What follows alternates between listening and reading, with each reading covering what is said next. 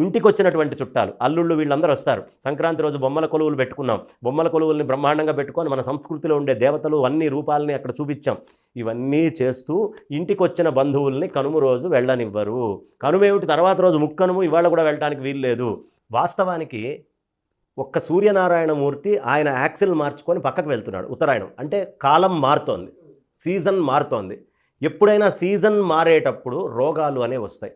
ఈ ప్రయాణం చేసేటటువంటి వాడు ఎక్కడైనా మధ్యలో రోగగ్రస్తుడయ్యే అవకాశం ఉంటుంది. అధికంగా తిన్నందువల్ల రోగగ్రస్తుడు కావచ్చు. ఏ విధమైనటువంటి రోగం వచ్చినా మీకు ఎలా అయితే హాస్పిటల్లో చేర్చినటువంటి పేషెంట్ని 24 to 48 అవర్స్ అబ్జర్వేషన్ అని పెడతారో, అలాగే ఈ వచ్చినటువంటి వాళ్ళు రకరకాలైనటువంటి భోగభాగ్య వస్తువుల్ని తీసుకున్నటువంటి వాళ్ళు పూర్తిగా జీర్ణమయ్యేదాకా, వాళ్ళు ఆరోగ్యంగా బలంగా ఉన్నారనే రూఢి వచ్చిందాకా మరుసటి రోజే పంపించడము అనేది చెయ్యరు. వాళ్ళ ఆరోగ్యం వాళ్ళ బాగు కోరి వాళ్ళందరినీ ఉంచుతారు. మరీ ముఖ్యంగా ఆడపిల్లలు అల్లుళ్ళు వస్తే అసలు పోనివ్వరు.